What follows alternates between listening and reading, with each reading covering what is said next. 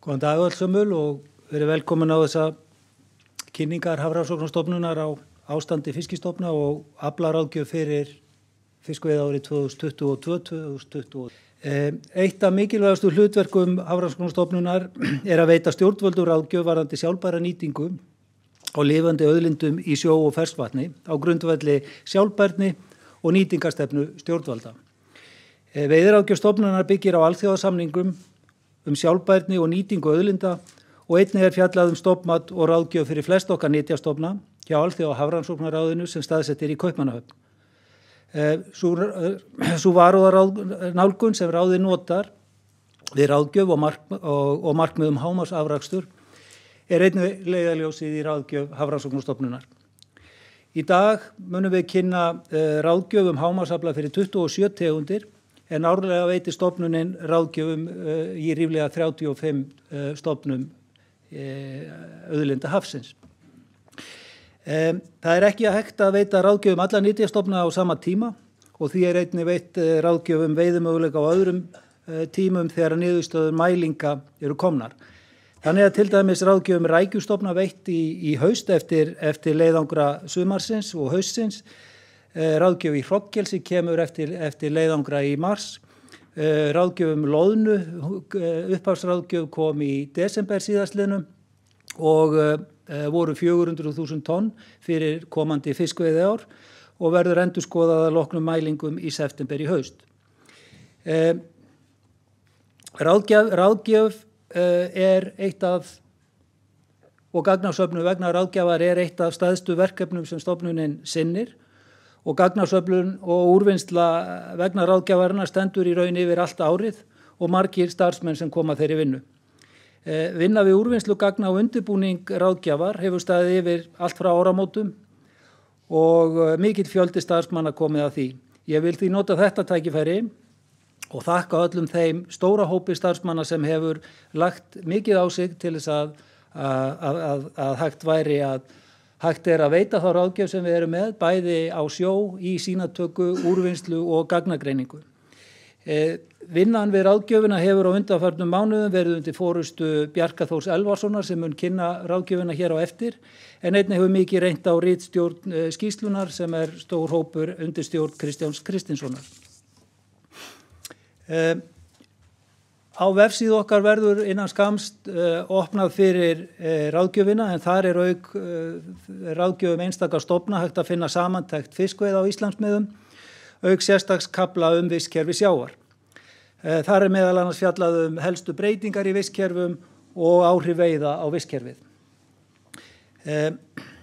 Eins og ítrekað hefur verið nefnt við kynningu ráðgjöfur á undanförnum árum, hefur nýliðun margra fiskistofna verið mjög slök á undanförnum árum. Þannig hefur nýliðun keilu, löngu, blálöngu, djúpkarfa, skötusels, langlúru, stórkjöftu, humars og fleiri tegunda að mestu halda sig í hlýjum sjó við suður- og vesturströndina verið afspyrnuléleg. Því miður virðist lítil breyting vera á því og ástæður þessara neikvæðu þróunar eru ekki þekktar en nærtækasta skýringin eru breytingar í umhverfisskilyrðum í hafinu við Ísland en orsakasamhengi því miður að öðru leyti óþekkt. Þorskurinn auðvitað ávallt sú tegund sem mest fjallað þegar farið yfir ástand fiskistofna enda sá stofn langmikilvægastur í efnahagslegu samhengi hér við land. Fyrir ári síðan var ráðgjöf stofnunarinnar 13% samdrátt í heildarafla byggt á aflareglu en metið var að viðmiðunarstofninn var 20% minni en hann var metinn árið 2020. Vegna sveiflujöfnunar aflareglunar var því samdráttur í ráðlögum afla minni en orðið hefði án þeirra jöfnunar. Ástæða breytingarna sem kynntar voru í fyrra voru að stofnmati var endurskoðað á rýnifundi ICES 21 sem leiddi til þess að nýliðun og stofnstærð var metin lægri og veiðihlutfalli hærra undanfarin ár en áður hafði verið. Frá því að sú ráðgjöf kom út fyrir sléttu ári síðan hafa bæst við ný mæligögn bæði úr afla skipa og úr stofnmælingum okkar. Stofnmæling á hausti sýndi, og þær skýrslur eru til á vef okkar, sýndi áframhaldandi fall í stofnvísitölum en stofnmælingin í mars var svipuð á árið 2021 sem var hækkun frá árinu undan eftir mikla lækkun á árabilinu 2017 til 2020. Þessar upplýsingar eru í grunninn undirstaða þeirra þessi viðbót í gögnum í grunninn undirstaða þeirra ráðgjafar sem að ég vil biðja Bjarka Þór Elvarsson að kynna núna ásamt ráðgjöf aflamark í öðrum tegundum. Gjör svo vel, Bjarki. Takk fyrir það, Þorsteinn. Sýnist þig að smá tölum bara luka með þá.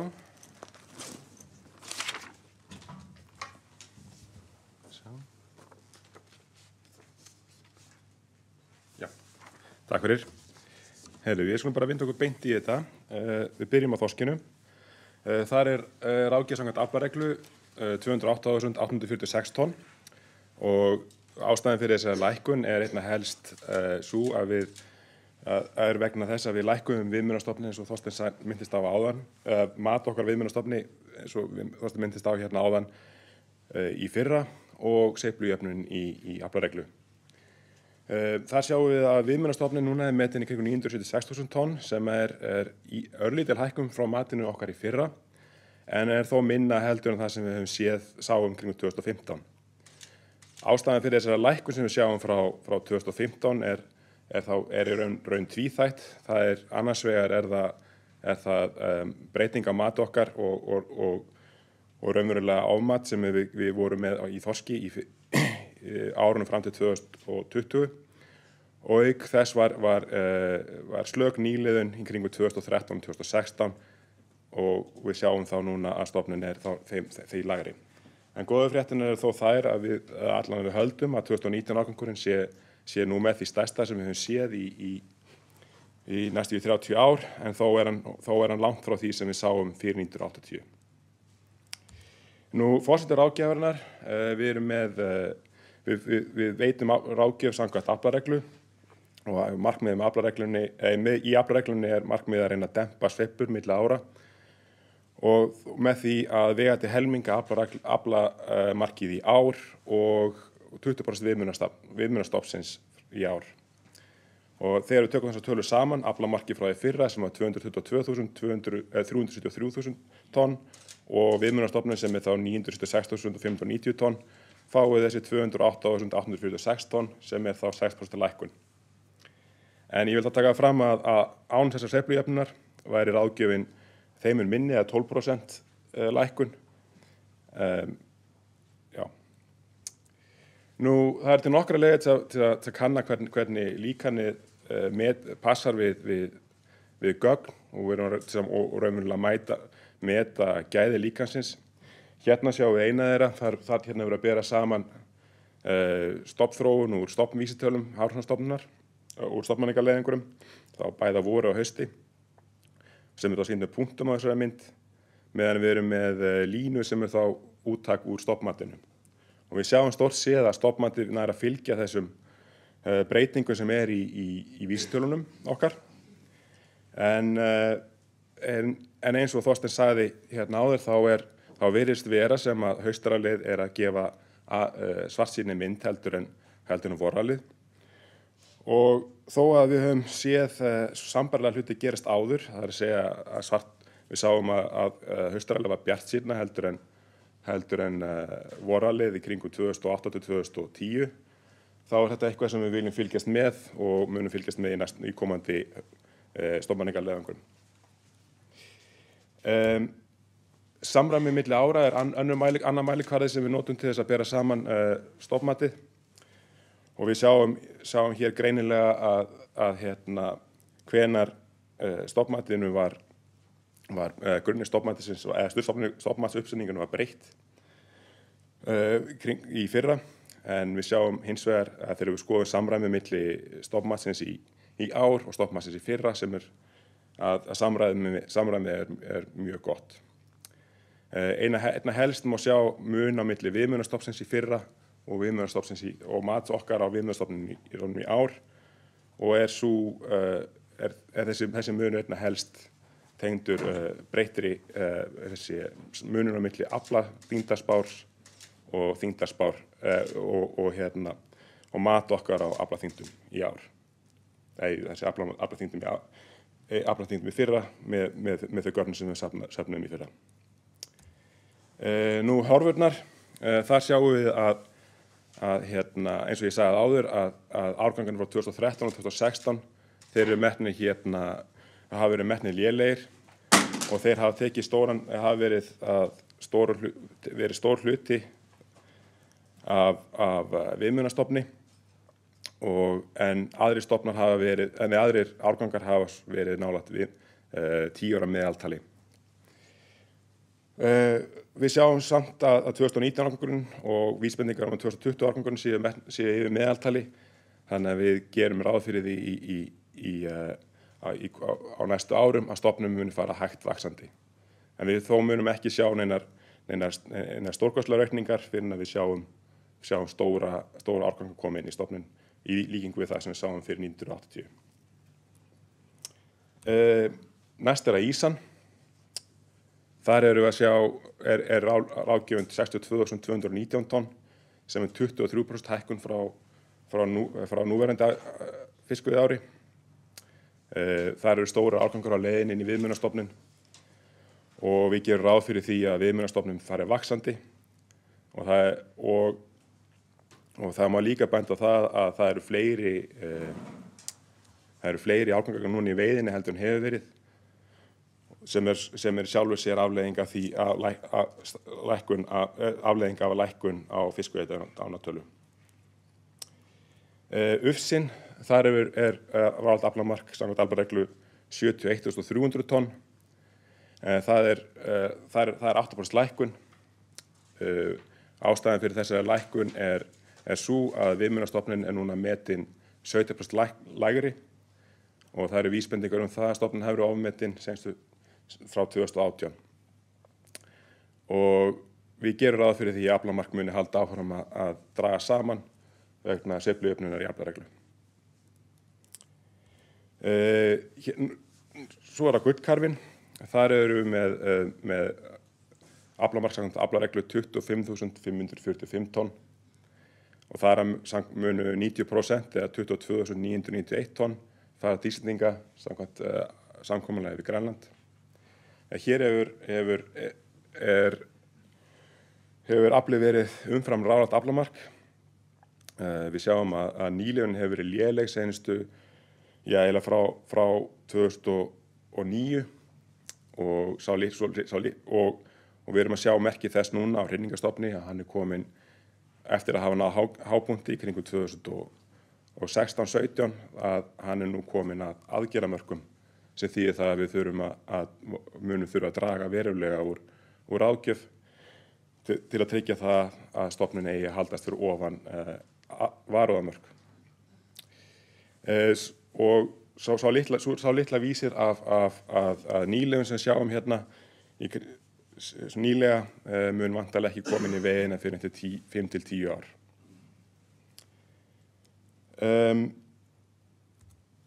Svo er það sumargotssíldin. Það er aflamark samkvæmt aflareglu 66.195 tonn sem er 8% lækkun en þó nær tvöföldum frá fiskveiðiárinu þar á undan. Stofninn hann minnkaði ört vegna sníkjudýrasýkingar frá 2007 til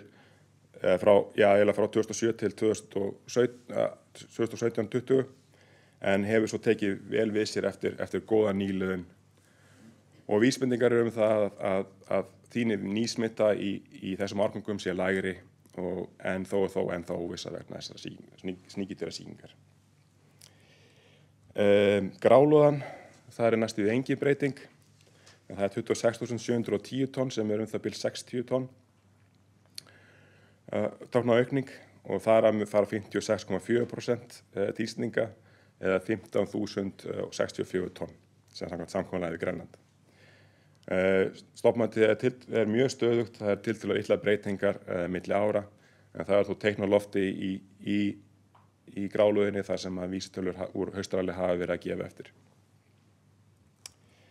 Aðrir stofnar, þar maður kannski einna helst minnast á djúpkarfann sem er líka 20% niður í ráðgjöf og þar hefur með ráðgjöf á 6.336 tonn.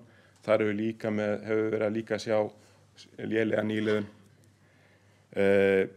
Við erum með nýja aflareglu í skarkóla sem sýnt hérna með rauðri doppu. Það eru litlar breytingar á ráðgjöf.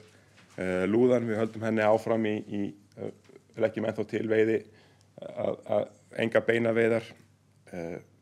En aðrir stofnar hér eru mjög svipaðir og hefur verið. Steinbítur, langa og keila fóru líka gernum, fengu líka nýjar aflareglur. Þar 9% lækkun í steinbít eftir við breytum grunni ráðgjafar. Langa og keila talsvert upp. En svo erum við með hlýra og blálöngu þar sem við leggjum til lækkun og þar eru ennþá með lítil merki nýliðun og stofnanir á leiðinni niður.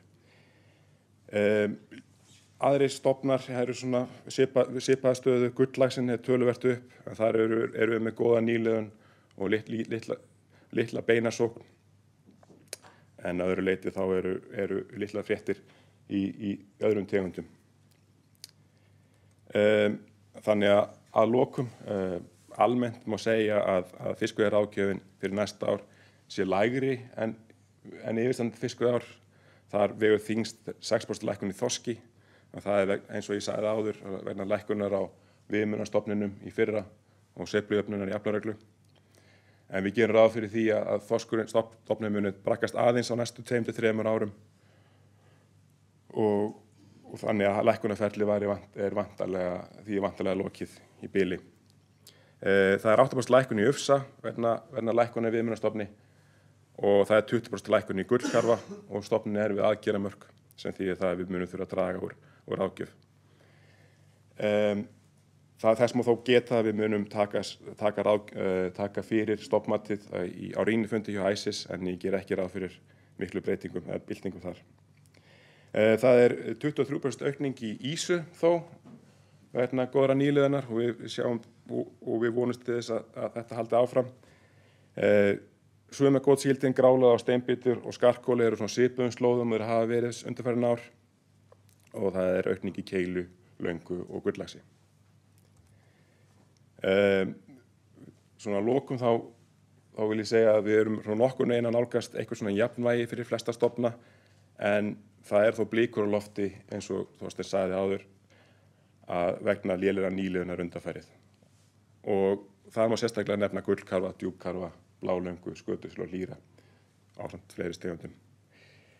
Og náttúrulega það alltaf það sama til þess að aflaverk aukist verulega í þorski þá þurfum við stærri árganga í stofnun heldur en við höfum verið að sjá seinustu 30 árin.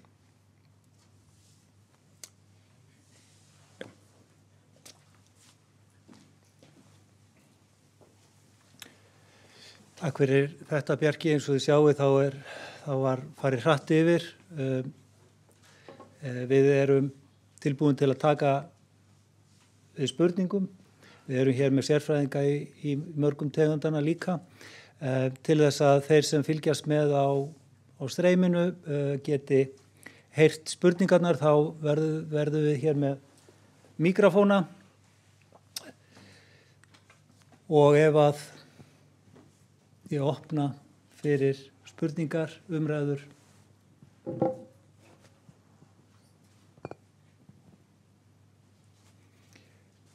Svo virðist sem menn setja hljóðan yfir þessu. Það verður ykkur að byrja. Guðmundur Þórðarson, SFS. Það svo sem kemur ekki allt óvart þarna, eins og með þorskinn og slíkt. En ég langar að spyrja hérna nokkra stofna, kannski gullkarfinn helst. Það talsvert mikil lækkun. Segja að hans komið við aðgerðamörk. Hversu mikið hluti af lækkuninu núna vegna breytinga í stofnmatinu frá ári til árs eða vegna endurmats á hvort það sé retróvandamál í stofnmatinu?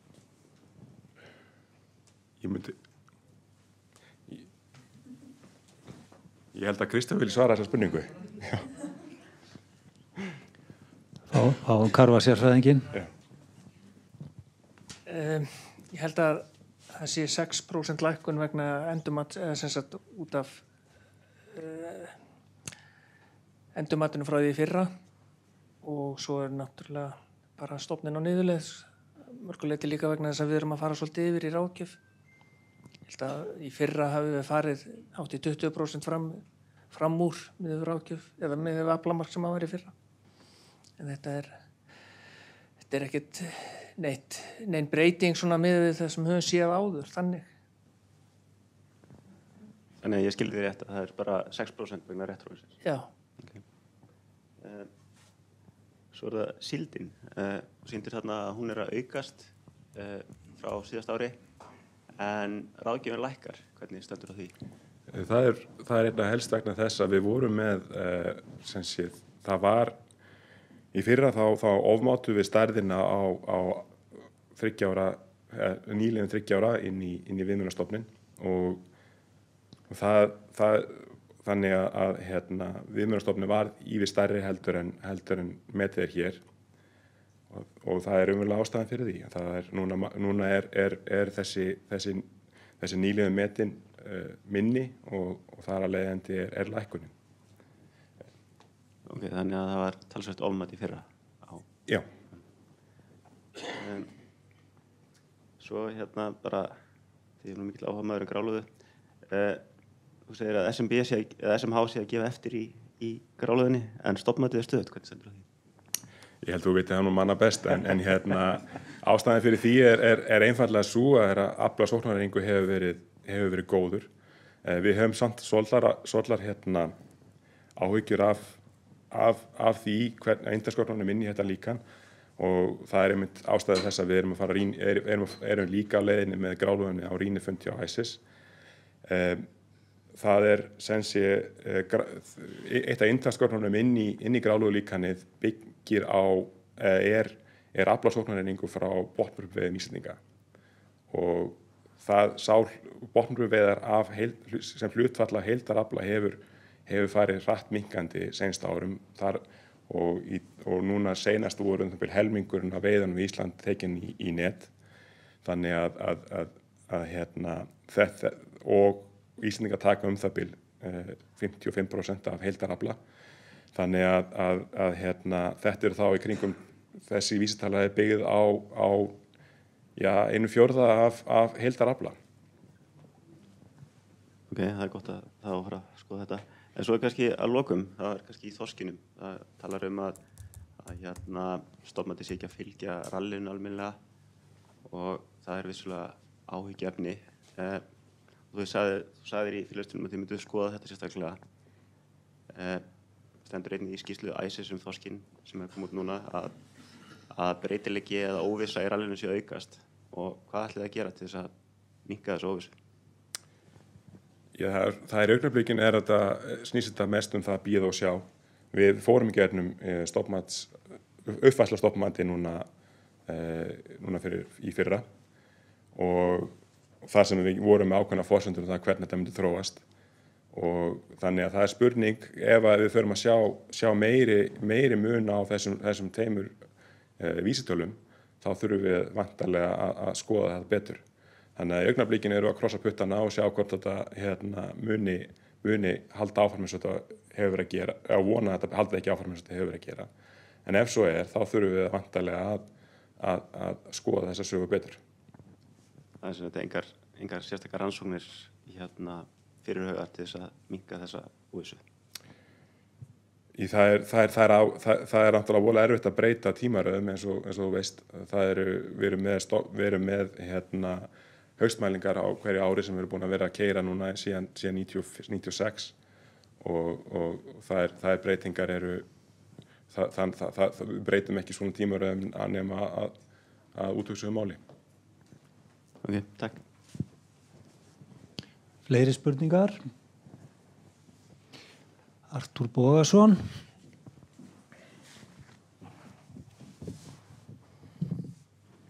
Já, góðan daginn.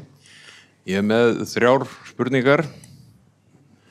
Mér finnst kannski svo fyrst að vera svo sem ég langar mest að fá svar við.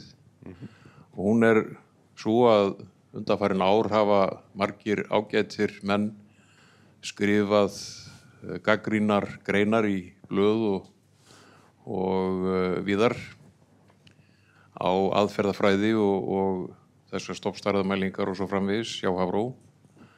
Ég nefni bara sem dæmi fyrrverandi veðurstofustjóri Magnús Jónsson sem að telst nú starfsbróður ykkar að því liti til að hann er vísindamaður. Annan til dæmis Sveinbjörn Jónsson sem er ekki vísindamaður en er kannski með hærri greindavístölu heldur en margur, að þið svarið þessum mönnum aldrei. Mér langar alveg rosalega til þess að fá skýring á því. Er það vegna þess að þetta er svona vitlaust sem þeir eru að segja?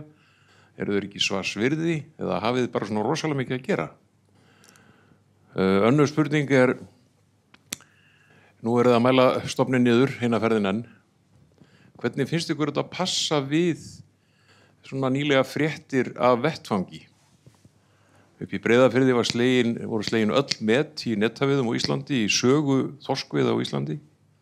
Þar sem einn bátur hendi að jaraði við hann setti grunnendan á trossónu sínum á hafnarkantinn og hann veiddi 1180 tonn, lítill bátur af þorski á einum mánuði í vetur.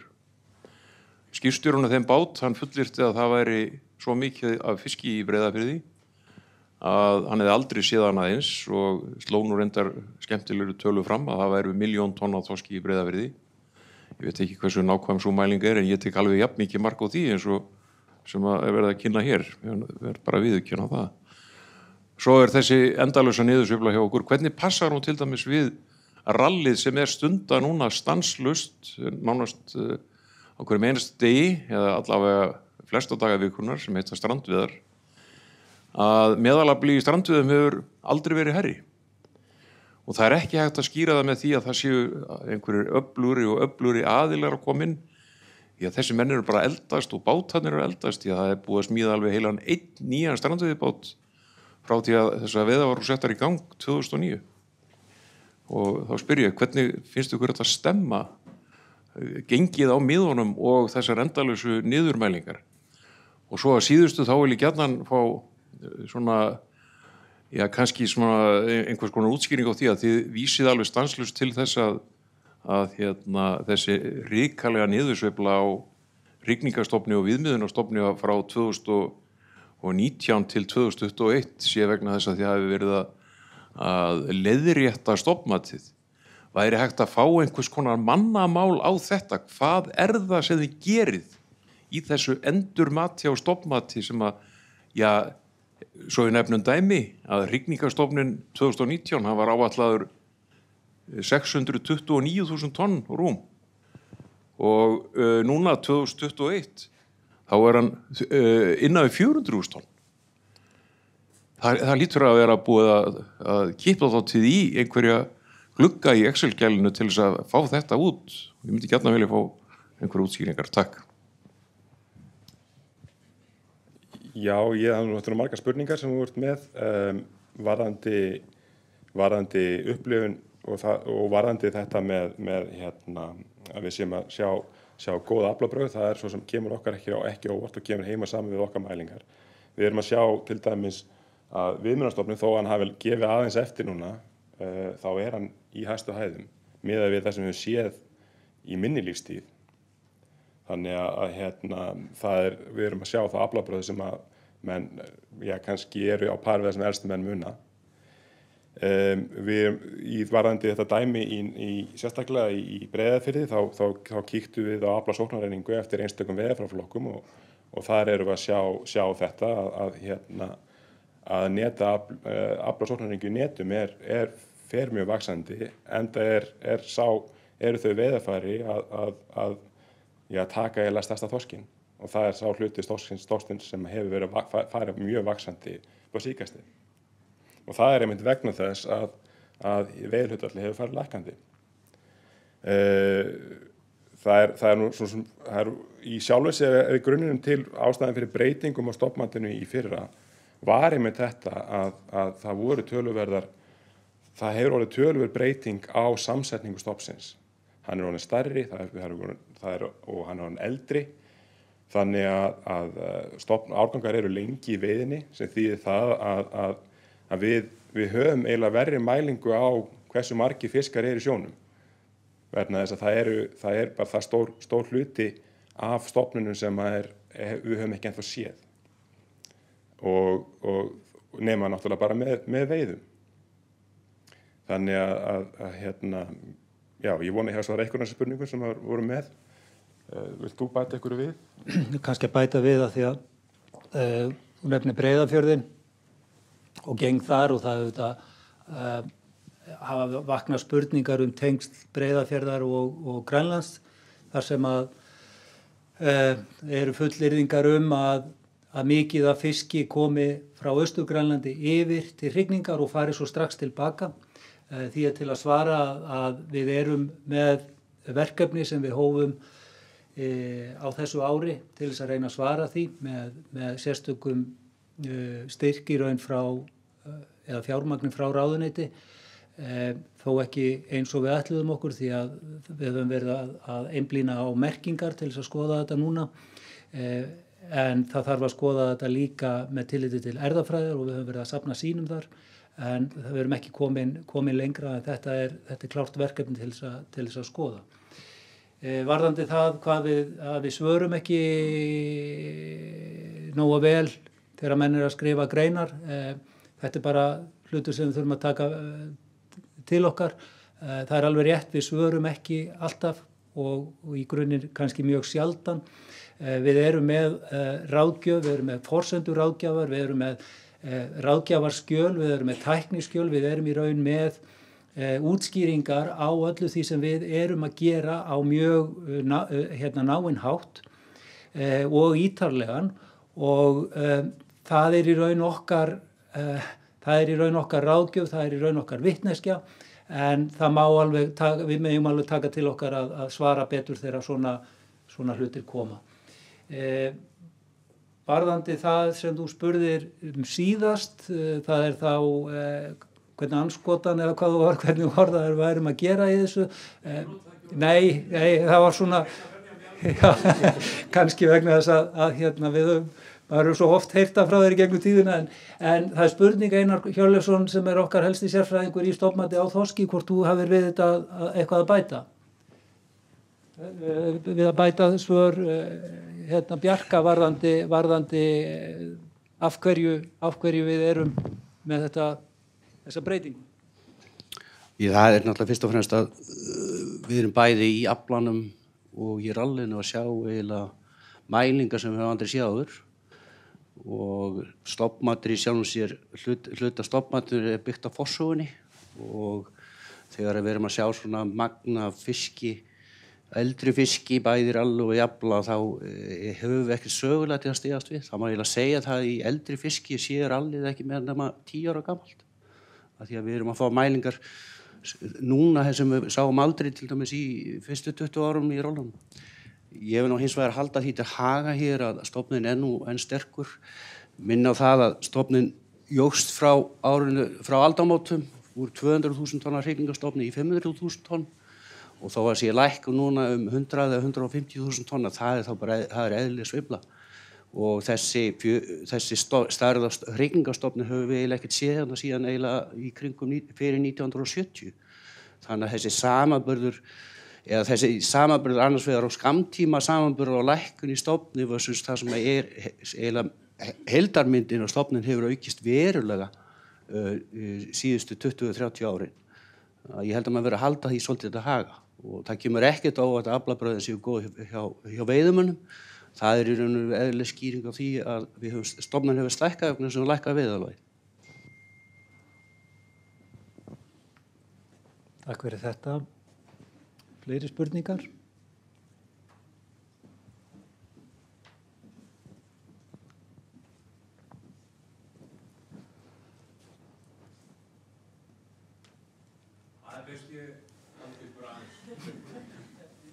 Og ég geng til Artúrs aftur.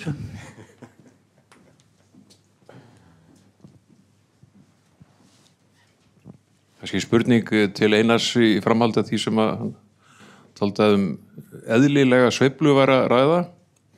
að viðmiðunarstofnin árið 2019 var 1365.000 tonn en 2021 var hann 982.000 tonn. Er þetta eðlileg sveifla?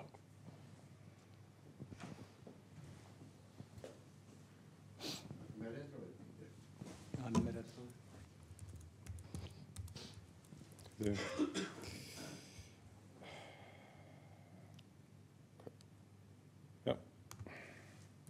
Þú ert væntanlega að vísa í þessa mynd.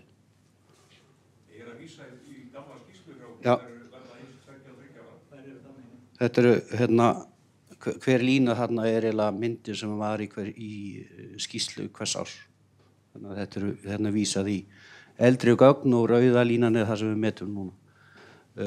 Eins og ég segi, það sem var þarna í gangi í kringum 2018-19, þá voru við mæligögn sem við höfum aldrei sögulega séð í áður og endurmatið árið 2021 þegar við fórum í gegnum þetta benti til að við varum að setja stofnmatið upp vitlaust og niðurstaðan af því var þessi lækkun sem var fyrst og fremst árið 2021 í stofnmatinu en stofnmatið í árið er nokkuð góðu samræmi við það sem sést hefur. Varðandi óviss í stofnmati, þá er það alþjóðlegi samningar sem segja það að við skulum beita varúðarnálgun við stjórn fiskveiða út af óvissunni.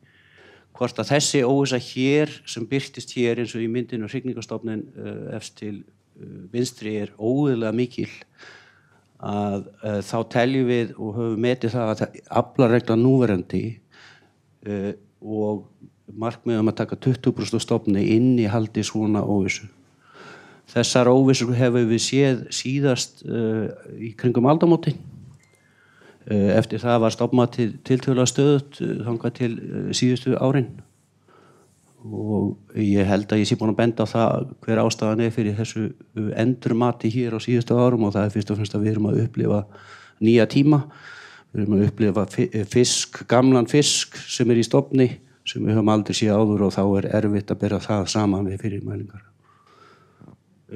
Og svo bara endanum Hrygningarstofninn núna er í raun og veru stærri heldur en við höfum síðan fyrir 1970, við erum bara endurtaka það þrátt fyrir að hann hafi lækkað einhver 10-15% á síðustu 3 árum.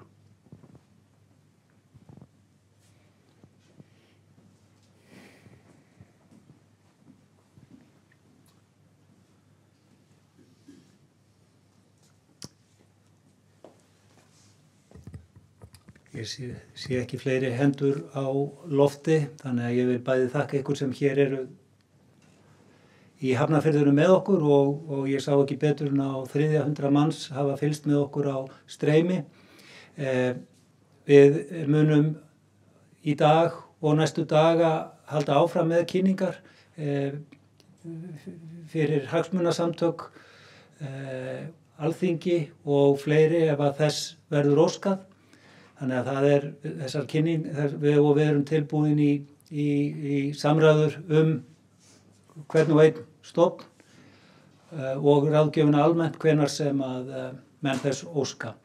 En ég þakka öllum fyrir komuna og segi þessari kynningu Hafrannsóknastofnunar á ráðgjöf, fiskveiðiráðgjöf fyrir fiskveiðiárið 2022-2023 lokið. Takk.